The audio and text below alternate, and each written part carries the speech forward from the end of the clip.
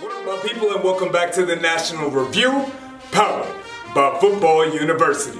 I am your official voice of youth and high school sports. I am Chad Ricardo. We got a heck of a show for you here today. My tag team partner, Macy Golder, covered FBU New Jersey. Also, one of Football University's absolute kings joins the review. I'm talking about Erik Richards, FPU Atlanta going down this weekend. I'll be there. Erik joins the show, and not only one king, but two on the show here today. You know this next guest well. From the National Combine, from the All-American Bowl, from FBU, Texas, all four camps, and now the Texas Showdown as well. My first guest, my main man, my dear friend, Mr. Anthony Williams. Coach, I've been wanting to get you on the show for a long time, so thank you very much for joining. We're going to get into 7-on-7 in just a moment because I know that you have your own thoughts and opinions on that. First, though, 4 regional camps in the state of Texas. You all serve nearly 1,000 student athletes at those 4 locations. Coach, what were your thoughts on FBU Texas? Hey Chad, thanks for having me on. I appreciate you letting me come on and share my thoughts. I thought the 4 camps in Texas were outstanding. We had a lot of good, as you know me pretty well, really good student athletes, really good kids who are really good athletes as far as football players, but also, checking the transcripts and their academics. They're as serious about their academics as they are, developing the best football player they can at FBU. So I was very impressed with both the youth and the high school talent we've seen so far. And now, new this year, the Texas Showdown. Student athletes all over the region and beyond are excited about this. The parents, the friends, and families, they're excited as well. Why should they be? Well, kudos to D. Jenkins. He's been fighting a long time to get that Texas Showdown here for that part of the country here in Texas and in the West Coast. The student athletes that show up to that camp will be able to get an idea of where they stand against other elite prospects in their recruiting class. So if you're a freshman linebacker, if I try to figure out, hey, where do I fit amongst other kids in the state? Kids I'm not going to face on a Friday night during my district game and so on and so forth. Where do I rank as they go into the recruiting window starts to open up for me? The Showdown will be a great place for them to kind of figure out where they are. Match up against some of the other great kids in their position in their class. So it'll be more of a showcase than a camp. We will still teach fundamentals. We will still break down film and have classroom sessions. But this was going to have more of a focus on showcasing your talent against other elite prospects in around the Texas area. Texas Showdown going down. If you don't have your spot already, you absolutely want to get signed up for that. Okay, Coach, as you know, I've been traveling around the nation. I've been asking coaches, student athletes, their opinions on 7-on-7. Highly debatable. Is it killing the sport, or is it something that's actually helping the traditional game of football? Former high school and collegiate coach and student athlete, Coach, what is your take on 7-on-7? Is it killing the sport? Yeah, no, I know there's a lot of controversy with 7-on-7. As a former high school player and college player and high school and college coach, the one thing that 7-on-7 will always be good for, Chad, is competition. Whenever kids are competing against other kids and there's a scoreboard and a clock, every coach will tell you that is a good thing.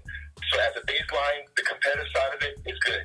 Now, let's take it to another part. Now, it depends on what metrics you're using to decide what is successful and what is helping these players and the programs you're going to play for in high school better. So I would say, bottom line, in 7-on-7, what I see is that if it's not going to help a player perform better in the fall, I wonder how helpful it really is.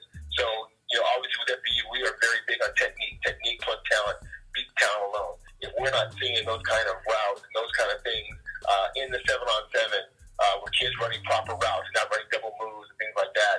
If we don't see quarterbacks taking a really good 3- and 5-step drop and getting rid of the ball on time, if we don't see DBs displaying good back pedal and footwork and fluid hips, if we're not seeing those things, then I would say it's not that great from a development standpoint. And if some of the players, based on what I've seen, I think in a lot of tournaments, I see a lot of great talent, but if I see some things that a kid will do during 7-on-7 that will not translate or transfer to what he will do in the fall. I'll give you an example. If a DB is up doing press coverage, and I've seen film where guys are posting on the timeline, I mauled this guy around scrimmage. Well, you're holding him and you're grabbing him and bottom him on Friday night during the fall. That's probably going to be a flag and going to hurt your team. So if you're getting multiple reps on that every weekend during the summer, and you try and do it in the fall, Chad, you end up hurting yourself and your team. And now, with their first 10, they're going to move the chains that's going to hurt your team overall. So there's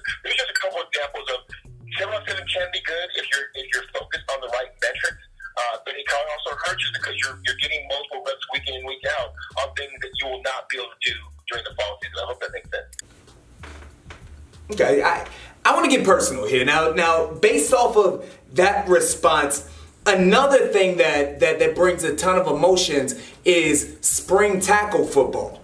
So, again, you yourself, former high school collegiate athlete, not only that, not only coach as well, but you also have sons who play and have played the game at the absolute highest of levels. If we could kind of rewind history now, and if your sons were in middle school right now, would your sons be playing spring tackle or would they be playing 7-on-7? Great question. All three of my boys play football. I do not believe, as a former player and current coach and developer of talent, do not believe you should be playing tackle in the spring. I love football. This game has given me so much, given my family so much, but it is unforgiving on the body. I've had knee surgeries and hip replays, shoulders, and everything else. To me, the spring should be about playing a different sport, whether it's basketball or baseball or most definitely track. If every football player who's serious about being a high school prospect at the college level, if you're not running track, it is a red flag to most college coaches. But if you're not running track, play baseball, do something else. If you're not doing those things, training, working on your getting bigger, faster, stronger, quicker feet, those kind of things are things you should work on. But playing year-round tackle football with the contact is something that I would not advise to parents. I tell them this when they ask me personally. I just think it's too much strain on the body, and you will go into the fall not fresh. Because the football season, as you know, is a grind. You get into the winter, you get to rest your body, then you start training, you start lifting and getting bigger, faster, stronger for the upcoming fall season. But if you continue to grind your body down, believe me, the body will, if you don't slow yourself down and get the rest and let it heal that wants to, the body will shut itself down. And that's when you start getting sprained ankles and hamstrings and a quad and a hip flexor and things like that. So I do not believe anybody should play full tackle contact football year round. Do that in the fall when it's most important, and then train to become a better athlete by working on your strength, speed, and quickness, and your position-specific technique in the offseason. That is an amazing answer, bro. That is the type of information that we're looking for here on the National Review. I'm not trying to upset anybody. At the end of the day, Chad, you and I are about helping student athletes. Absolutely. Whether it's part of FPU or part of this show or everything we do. And so I'm not trying to make anybody happy. I'm just trying to share my experience with student athletes and their families to make sure, because as you've heard me say at the camp, you only get recruited once. There's no mulligans. There's no give me a second try. And so at the end of the day, we are trying to inform student athletes with all the information and data they need so that they can make the best choice for what they're going through, because everybody's story, everybody's path, and everybody's journey is a little bit different. Excellent answer. Coach, thank you very much for joining the review, bro. Thanks, Shaq. I'll look forward to seeing you pretty soon. That's a hell of a man right there, my dude, Coach Anthony Williams. You love royalty? I got more football royalty for you next. Erik Richards, Fpu Atlanta. It's the review.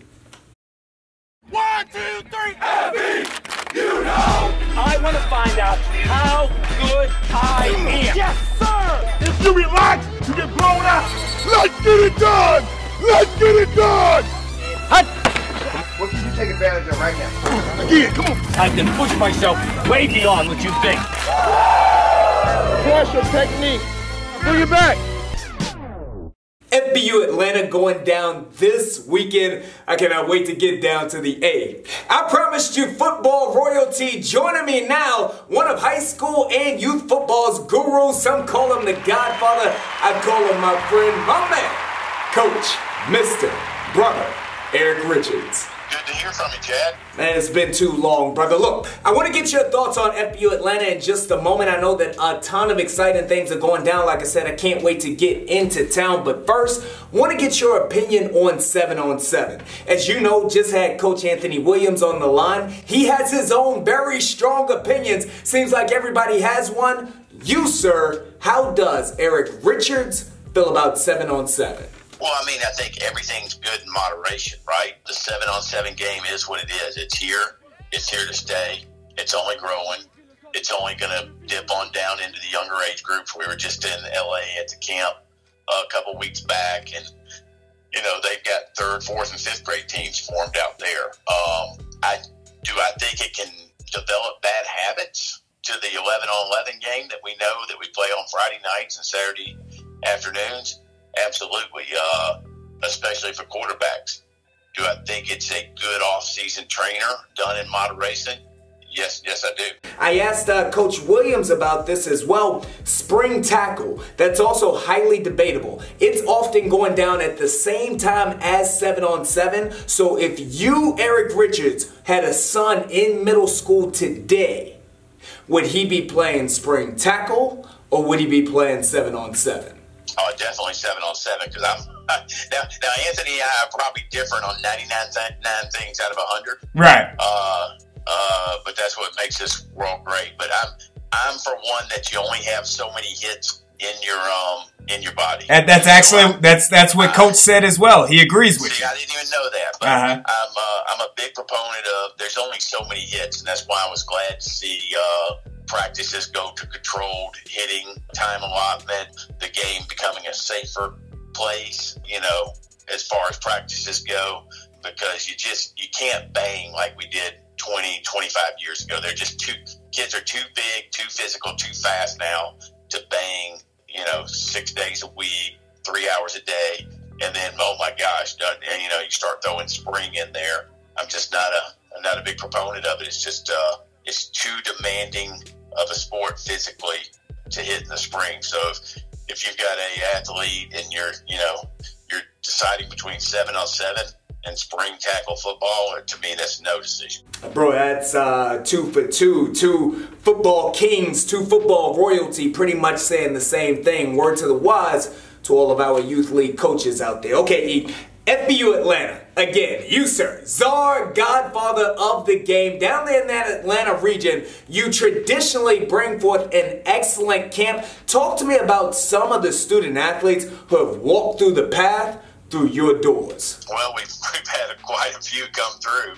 I think some of the bigger names that have come through that people can associate with as of late are Cam Akers, that's out at the freshman running back that lit it up, was all ACC. He would make the trip over from Mississippi every year to the Atlanta camp, and he knew he was going to get to compete against some of the best athletes around. Let's face it, the Atlanta is a hotbed of talent right now at the Division I level. It was a hotbed in the NFL drafts the last 2 years, so players would come from all over to compete against the Metro Atlanta kids, and Cam Akers came almost 5 or 6 years in a row. As of late, it's been a kind of a quarterback camp. Trevor Lawrence competed in all the way through 10th grade. Davis Mills, the quarterback at Stanford, came through the system. Taylor Heineke, who was the Walter Payton Division I AA Player of the Year when he was in college, and now is on the Minnesota Vikings roster, was a participant in the FBU camp. And then defensive backs, we just had so many, we'd be here till tomorrow. It's been definitely a defensive back haven all the way from Richard LeCount, the starting safety for Georgia as a freshman, D'Angelo Gibbs, Jemias Williams, who was all SEC freshman, and so on and so on. That's amazing, bro. A ton of talent coming out of that Atlanta region. That's why I can't wait to get down there. Okay, so I've had an opportunity to visit a couple of big-time camps already. I'll be at Houston. I'll be at San Antonio. This weekend, it's going down. Fpu Atlanta. What should the student athletes, what should the parents, what should we all expect from Erik Richards' Fpu Atlanta? Well, that's a good comparison.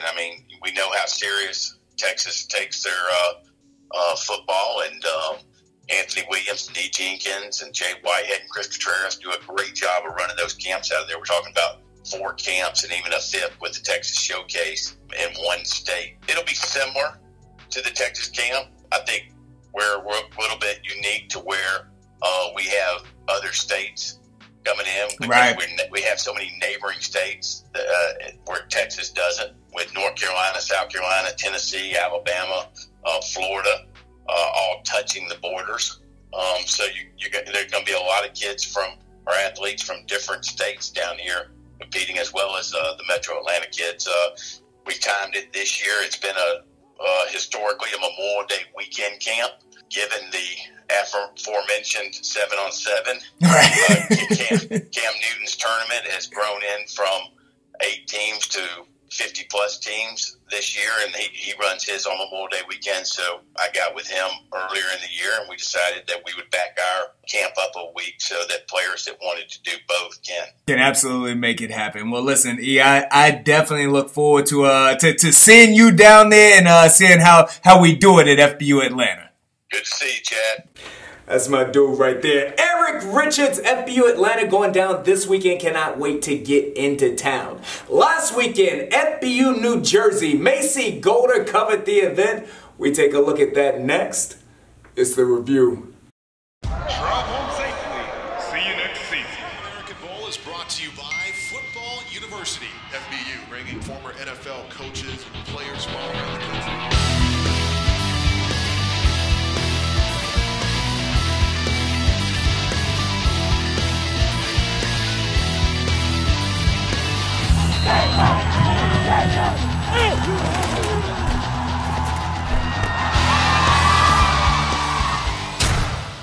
FPU New Jersey, an experience like no other. My main man Tom McGuire had the entire place packed with talented student athletes and their wonderful parents as well. Macy Golder was there. She covered it for us. Macy, what we got? What impact are you hoping that FPU has on not only you as a student but also as an athlete? I really hope it really helps me just grow more mentally of the sport. Like the group drills are great, but like really just learning how to do film study correctly. I do a lot of it, but just like making sure it's worth the time spent, because like just knowing how to correctly read film is really the aspect of my game that I want to grow on. What difference does taking these off-season reps make as a football player? It makes a big difference because you're not getting work in for the high school, so you get better over the off-season. I'm a better player now that I could take this back to my school and teach some of my friends and take it on to the next level and just keep going. What is something you hope to take away from this weekend? Really just the parts of the game that like sometimes I forgot about, just the little details and the coverage and the drops, certain things, just the mental side of the game to work on that I want to take away from here. Technique plus talent beats talent alone. They really emphasize technique, and obviously a player with more technique than another player will be able to go over. So these coaches being able to coach by NFL players, college players, like it's really helped a lot with my experience, and it's got me become a better player. What are the values of being a student athlete? The values of being a student athlete is that you should be able to succeed in school, you should have good grades, and when you play football, it'll get you scholarships. It's important to be a student athlete because in your classroom you learn more, and then off the field, in football, you learn discipline and all those kind of stuff. And what has been the best part so far? The best part so far was a one-on-one competition. Like, I love competition. It's the best part of all these camps, but really the way they structured it, the way it was ordered, and just the competition was the best part. And what is something you learned from this weekend? Today I learned that if you try your best, you can achieve anything. How likely are you to recommend FBU to your teammates? I would definitely recommend FBU to my teammates. Yeah. Once again, huge thanks and major shout outs to Macy Golder. If you're not following her on Twitter yet, follow her right now. That's going to do it for today's show. I want to give a huge thanks to my other guests, of course, Coach Anthony Williams. But again, be sure to sign up for that Texas Showdown. It's going down in just a couple of weeks. And Erik Richards, FPU Atlanta, going down this weekend. I and he will see you there. One more time, Macy. Thank you. Until next week, I am your official voice of youth and high school sports, Chad Ricardo. Happy birthday, Mom.